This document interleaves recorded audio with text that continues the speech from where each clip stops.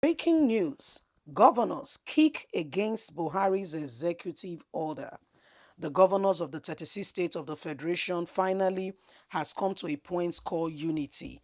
And if you know why they are uniting, you will shake your head. So for the first time, you can see that governors are not on each other's throats, that your rise against Buhari is against the North or against the South or against a particular religion. Can you see? Because this concerns them, they all unanimously agree to speak with one voice. Can you see that people can actually achieve something if they unite? But because this is for them, because this is what they want, you can see that unity is now a good name to be referred to. Please don't forget to give us a thumbs up, subscribe if this is your first time. God bless you. Governors kick against Buhari's executive order. Governors on Tuesday rejected the executive order by President Muhammadu Buhari for implementation of financial autonomy for state legislatures and judiciaries. The, they clarify that while the Nigerian Governors Forum (NGF) is not against the implementation of the law on financial autonomy, they would not be stipulated by the other. According to the governors, the President's Executive Order 10 is not requested for the implementation of financial autonomy they jointly facilitated. The governors said they were not consulted before the president erected the order. Plateau State Governor Simeon Lago spoke with reporters in Abuja on behalf of the reform after the NGF's meeting with visiting French Minister of Foreign Trade and Attractiveness Frank Roster. Executive Order 10 was issued by President Muhammadu Buhari on May the 10th last year. On Monday, Attorney General Minister of the Federation Abubakar Malami said the federal government was determined to push through the contest of E010, not going back. He said this in Sokoto, but Lagun insists that the executive order was unnecessary. He attributed the confusion over the financial autonomy for state legislatures and judiciary, which led to the strike by court workers across the country, to misconceptions and constitutedly put together by those who confuse the financial autonomy law with the Executive Order 10. He said the implementation of the law would be preceded by discussions and agreement by stakeholders. Lagos said the issue that rose from previous discussion would be fully resolved at the meeting scheduled for today.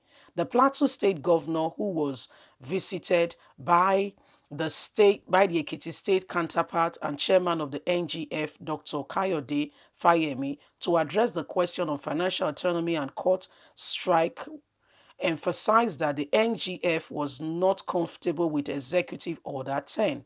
He noted that autonomy was not entirely about money, but putting necessary measures to strengthen the two arms of government at the state level. Lagos said, for us, the governors, we are saying no. We are not going to implement it. No way. You don't need to you don't need Order 10 to force us to implementation. You make a mistake. So we don't need Order 10. We're already working on the law of implementation, because the federal government cannot tell us how to implement. We are doing the implementation. People don't know the difference between Order 10 and the law of financial autonomy. What we are having meeting on, we are going to conclude tomorrow, is about the financial autonomy. It is not Order 10. Order 10, of course, is subject now because it is in court. But we are not bothered about Order 10. We are talking about the implementation of the financial law. I was a speaker. We stated it in 1999. Today, I am a governor. And I know how the governors argue and agree and brought in financial autonomy. It was a law agreed by the governors who said go and pass it. Otherwise, it would not have been passed. We brought it up during every constitutional amendment. But by the time we got there, we all agree as governors and said, let us pass it on to our states. and we passed it on. So who is the one that is crying more than the bereaved? We are the ones most affected. All these things affected us. I am a lawyer, and I want the judiciary to be anonymous. I have been legislator. I was not only a legislator, I was a speaker, chairman of the forum of the speakers conference up until today. So I will want autonomy for them.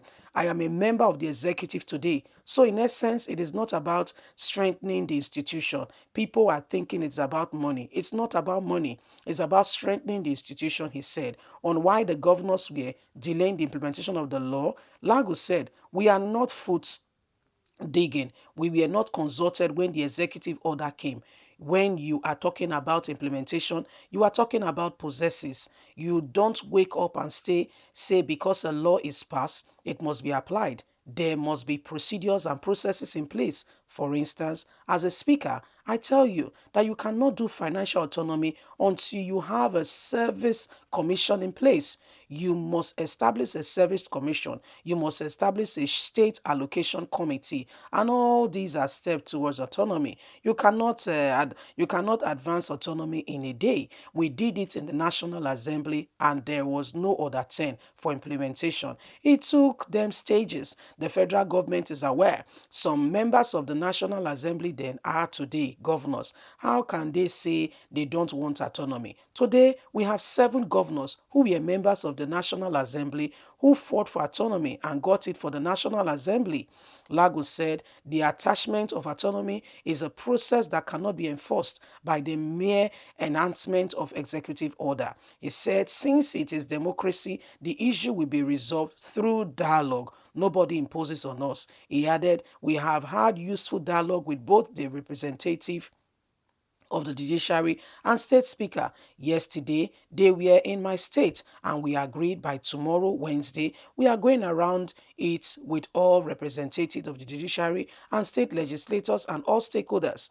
The French minister said French was ready to assist Nigerians to address the security challenges, adding that President Emmanuel Macron was following developments in the country and is watching it closely.